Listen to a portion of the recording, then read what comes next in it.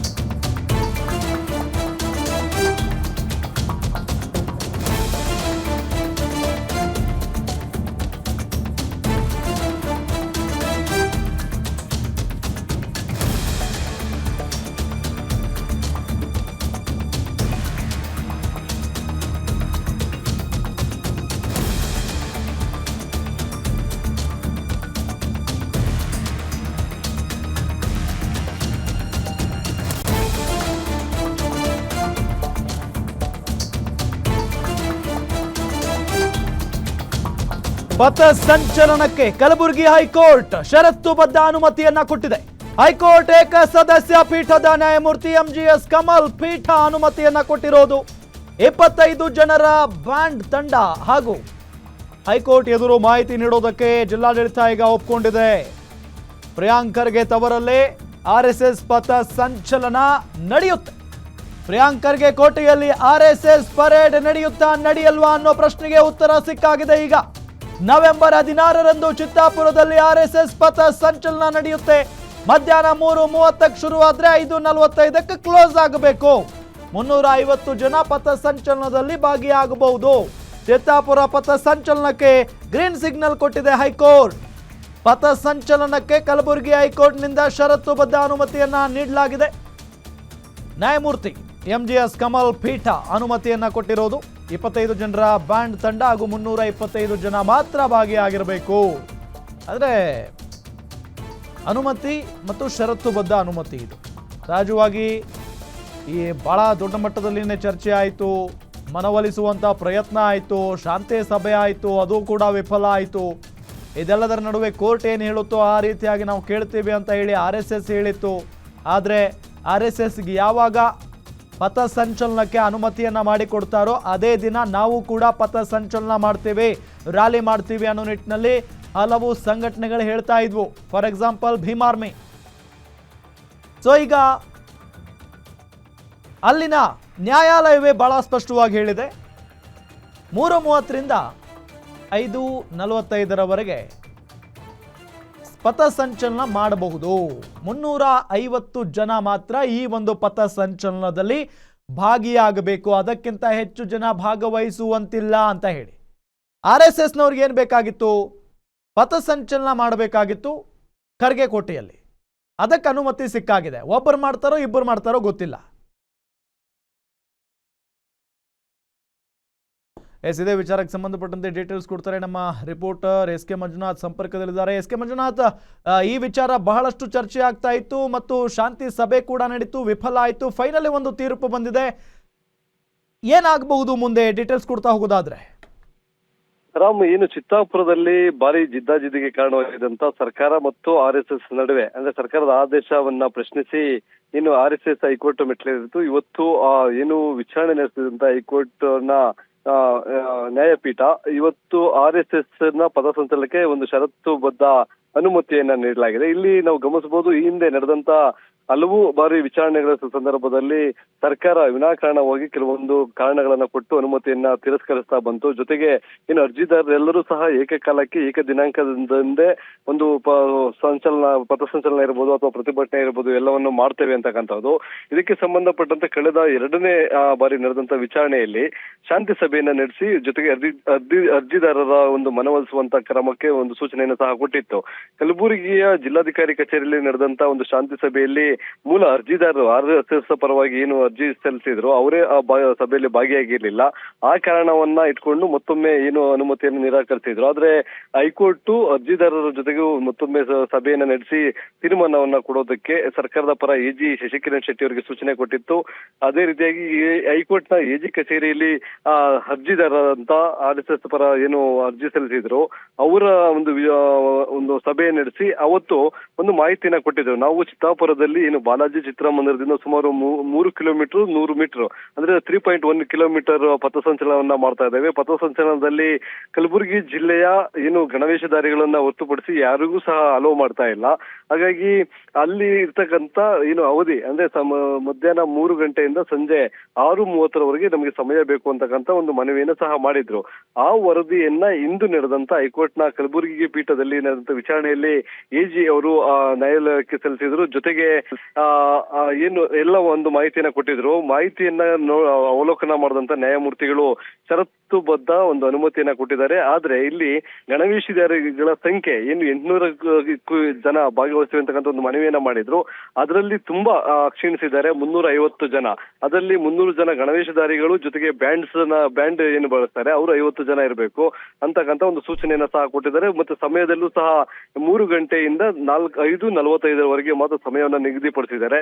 ಇನ್ನುಳಿದಂತೆ ಇಲ್ಲಿ ಏನು ಒಂದು ಜಿದ್ದಾಜಿದ್ದು ಸರ್ಕಾರ ಅನುಮತಿ ಕೊಡಬಾರದು ಅಂತಕ್ಕಂಥದ್ದು ಅದು ಅಲ್ಲಿನ ಸ್ಥಳೀಯ ಅಧಿಕಾರಿಗಳ ಒಂದು ವಿರೋಧವೋ ಅಥವಾ ಇಲ್ಲಿ ಸರ್ಕಾರದಲ್ಲಿರ್ತಕ್ಕಂಥ ಏನು ಸಚಿವರ ವಿರೋಧವೋ ಅನ್ನೋದು ಬಗ್ಗೆ ಸಾಕಷ್ಟು ಗೊಂದಲ ಇತ್ತು. ಈಗ ಏನು ಹೈಕೋರ್ಟ್ ಒಂದು ಗ್ರೀನ್ ಸಿಗ್ನಲ್ ಕೊಟ್ಟಿದೆ. ಇಲ್ಲಿ 350 ಜನ ಗಣವೇಶಧಾರಿಗಳು ಒಂದು ಪಥಸಂಚಲನ ಮಾಡಬಹುದು, ಸಮಯವನ್ನು ನಿಗದಿಪಡಿಸಿದೆ. ಇನ್ನುಳಿದಂತೆ ಇದಕ್ಕೆ ಬೇಕಾದಂತ ಭದ್ರತೆಯನ್ನ ಅಥವಾ ಅಲ್ಲಿ ಏನು ಯಾವ ಮಾರ್ಗದಲ್ಲಿ ಹೋಗ್ತಾರೆ ಅಲ್ಲೆಲ್ಲ ಏನೆಲ್ಲ ಸೌಲಭ್ಯಗಳನ್ನ ಕೈಗೊಳ್ಬೇಕು ಅನ್ನೋದು ಜಿಲ್ಲಾಡಳಿತ ಜೊತೆಗೆ ಅಲ್ಲಿನ ಪೊಲೀಸ್ ಇಲಾಖೆ ಕೈಗೊಳ್ಬೇಕಾಗುತ್ತೆ. ರಾಮ್, ಥ್ಯಾಂಕ್ ಯು ಮಂಜುನಾಥ್ ತಮ್ಮೆಲ್ಲ ಮಾಹಿತಿಗಾಗಿ. ಎಸ್ ನೋಡಿ, ನವೆಂಬರ್ 16ರಂದು RSS ಪಥ ಸಂಚಲನ ನಡೆಯುತ್ತೆ. ಆದರೆ ಷರತ್ತುಬದ್ಧ ಅನುಮತಿ ಸಿಗುತ್ತೆ ಅಂತ ಹೇಳಿ RSSನವರು ಅಂದ್ಕೊಂಡಿರಲಿಲ್ಲ. ಯಥಾವತ್ತಾಗಿ ಎಲ್ಲ ಕಡೆ RSS ಪಥ ಸಂಚಲನ ನಡೀತಾನೇ ಇದೆ. ಆ ಒಂದು ಸೆಲೆಬ್ರೇಷನ್ ಜೋರಾಗಿಯೇ ಇದೆ, ಅದು ಬೇರೆ ವಿಚಾರ. ಆದರೆ ಚಿತ್ತಾಪುರ ಅಂತ ಒಂದು ವಿಚಾರ ಬಂದಾಗ ಹಗ್ಗ ಜಗ್ಗಾಟ ಶುರುವಾಯಿತು. ದೊಡ್ಡ ಮಟ್ಟದ ಆಕ್ರೋಶ ವ್ಯಕ್ತವಾಗೋದಕ್ಕೆ ಶುರುವಾಯಿತು. ಈ ಸಂಘಟನೆಗೆ ಯಾಕೆ ಅವಕಾಶ ಕೊಡಬೇಕು?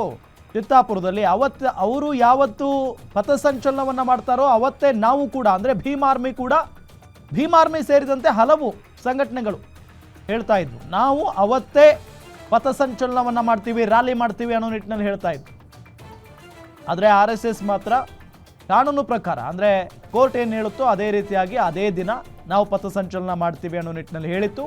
ಈಗ ಕೋರ್ಟ್ ಭಾಳ ಸ್ಪಷ್ಟವಾಗಿ ಹೇಳಿದೆ, 350 ಜನ ಟೋಟಲ್ ಆಗಿ 350 ಜನ ಈ ಪಥಸಂಚಲನದಲ್ಲಿ ಭಾಗಿಯಾಗಬೇಕು, ಅದಕ್ಕಿಂತ ಹೆಚ್ಚಾಗಿ ಭಾಗವಹಿಸುವಂತಿಲ್ಲ.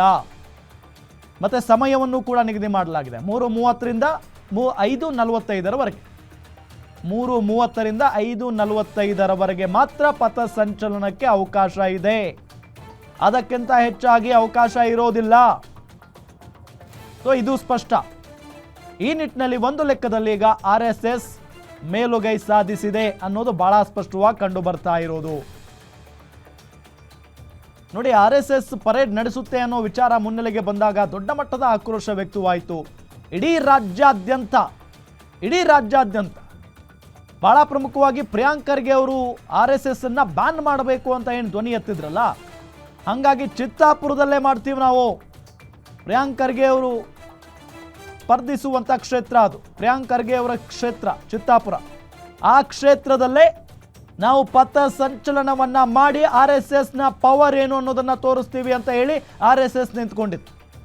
ಆದರೆ ಅದಕ್ಕೆ ಭೀಮಾರ್ಮಿ ಜೊತೆಗೆ ಹಲವು ಸಂಘಟನೆಗಳು ಒಪ್ಪಿರಲಿಲ್ಲ. ಅವರು ಯಾವತ್ತು ಪಥ ಸಂಚಲನ ಮಾಡ್ತಾರೋ ಅವತ್ತು ನಾವೇ ಮಾಡ್ತೀವಿ ಅನ್ನೋದು. ಬಟ್ ಇದು ಜಿಲ್ಲಾಡಳಿತಕ್ಕೆ, ಸರ್ಕಾರಕ್ಕೆ ದೊಡ್ಡ ಮಟ್ಟದ ತಲೆನೋವಾಗಿತ್ತು. ಯಾಕೆ ಅಂತ ಹೇಳಿದರೆ ಸಂಘಟನೆಗಳು ಒಂದೇ ಕಡೆಗೆ ಪಥಸಂಚಲನ ಅಥವಾ ರ್ಯಾಲಿ ಅಥವಾ ಕಾರ್ಯಕ್ರಮಗಳು ಮಾಡಿದಾಗ ಈ ಹಿಂದೆ ಎಂತೆಂಥ ಘಟನೆಗಳಾಗಿ ಹೋಗಿದ್ದಾವೆ ಅನ್ನೋದು ಭಾಳ ಎಕ್ಸಾಂಪಲ್ಗಳಿದ್ದಾವೆ. ಈ ಸಂದರ್ಭದಲ್ಲಿ ದೊಡ್ಡ ಸಂಘಟನೆಗಳೇ, ಒಂದು ಕಡೆ ಭೀಮಾರ್ಮಿ, ಮತ್ತೊಂದು ಕಡೆ RSS, ಅಲ್ಲಿ ಅಹಿತಕರ ಘಟನೆಗಳು ನಡೆಯಲ್ಲ ಅನ್ನೋದಕ್ಕೆ ಏನು ಗ್ಯಾರಂಟಿ? ಎಷ್ಟೋ ಜನ ಪೊಲೀಸ್ನವರನ್ನು ನೇಮಿಸಿದ್ರು ಕೂಡ ಅದು ಸಾಧ್ಯ ಆಗ್ತಾ ಇರಲಿಲ್ಲ. ಹಾಗಾಗಿನೇ ಕೋರ್ಟ್ನ ಮೊರೆ ಹೋಗಿದ್ರು RSS ನವರು. ಫೈನಲಿ ಷರತ್ತುಬದ್ಧ ಅವಕಾಶ ಸಿಕ್ಕಿದೆ. ಅದಕ್ಕೆ ತಕ್ಕಂತೆ ನವೆಂಬರ್ 16ರಂದು ರ್ಯಾಲಿ ಕೂಡ ಅಥವಾ ಪಥಸಂಚಲನ ಕೂಡ ನಡೆಯುತ್ತೆ. ಸೊ ಇದಕ್ಕೆ ಈಗಿರುವಂತ ಪ್ರಶ್ನೆ, ಭೀಮ್ ಆರ್ಮಿ ಮತ್ತು ಹಲವು ಸಂಘಟನೆಗಳು RSSನ ಪಥಸಂಚಲನಕ್ಕೆ ವಿರೋಧವನ್ನ ವ್ಯಕ್ತಪಡಿಸಿದ್ವಲ್ಲ ಹಲವು ಸಂಘಟನೆಗಳು, ಆ ಸಂಘಟನೆಗಳ ರಿಯಾಕ್ಷನ್ ಯಾವ ರೀತಿ ಆಗಿರುತ್ತೆ, ಅವರ ಪ್ರತಿಕ್ರಿಯೆ ಯಾವ ರೀತಿ ಆಗಿರುತ್ತೆ, ಅವರ ಮುಂದಿನ ನಡೆ ಏನು ಹಾಗಾದ್ರೆ ಅನ್ನೋದು ಈಗಿರುವಂತ ಪ್ರಶ್ನೆ. ಜೊತೆಗೆ ಹೌದು RSSಗೆ ನವೆಂಬರ್ 16ರಂದು ಪರ್ಮಿಷನ್ ಸಿಕ್ಕಾಗಿದೆ, ಮುಂದೆ ಏನು?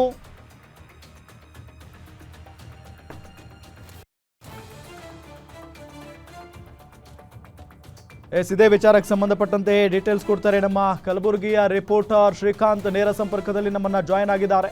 ಶ್ರೀಕಾಂತ್, ಫೈನಲಿ ಈಗ ಷರತ್ತುಬದ್ಧ ಅನುಮತಿ RSSಗೆ ಸಿಕ್ಕಿದೆ. ಅಲ್ಲಿನ RSS ಕಾರ್ಯಕರ್ತರು ಏನ್ ಹೇಳ್ತಾ ಇದ್ದಾರೆ, ಭೀಮ್ ಆರ್ಮಿ ಇದಕ್ಕೆ ಒಪ್ಕೊಳ್ಳುತ್ತಾ? ಡೀಟೇಲ್ಸ್ ಕೊಡ್ತಾ ಹೋಗೋದಾದ್ರೆ.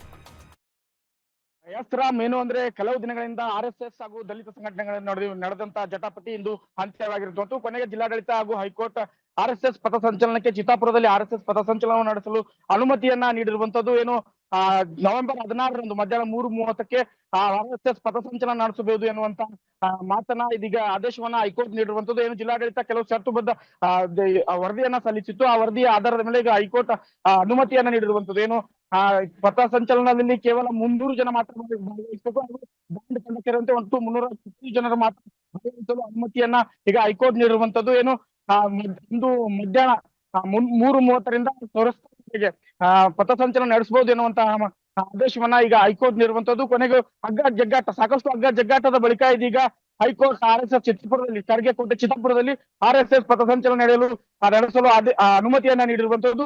ಈ ಸದ್ಯ ಈಗ ಇದೆಲ್ಲರ ನಡುವೆ ದಲಿತ ಸೇನೆ ಸಂಘಟನೆಗಳು ಕೂಡ ಅಂದೇ ಪಥಸಂಚಲನ ನಡೆಸ್ತೀವಿ ಅಂತ ವಾದವನ್ನ ಕೂಡ ಮಾಡ್ತಿರುವಂತದ್ದು. ಏನೋ RSS ಪಥಸಂಚಲನಕ್ಕೆ ವಿರೋಧವನ್ನ ವ್ಯಕ್ತಪಡಿಸಿದ್ರು. ಇದೀಗ ಪಥಸಂಚಲನಕ್ಕೆ RSS ಪಥಸಂಚಲನಕ್ಕೆ ಅನುಮತಿ ನೀಡಿದ್ದು, ಮುಂದೆ ದಲಿತ ಸಂಘಟನೆಗಳ ನಡೆ ಏನಾಗಿರುತ್ತೆ ಅನ್ನೋದನ್ನ ಕಾದು ನೋಡ್ಬೇಕಿದೆ. ರಾಮ್, ಥ್ಯಾಂಕ್ ಯು ಶ್ರೀಕಾಂತ್ ತಮ್ಮೆಲ್ಲ ಮಾಹಿತಿಗಾಗಿ.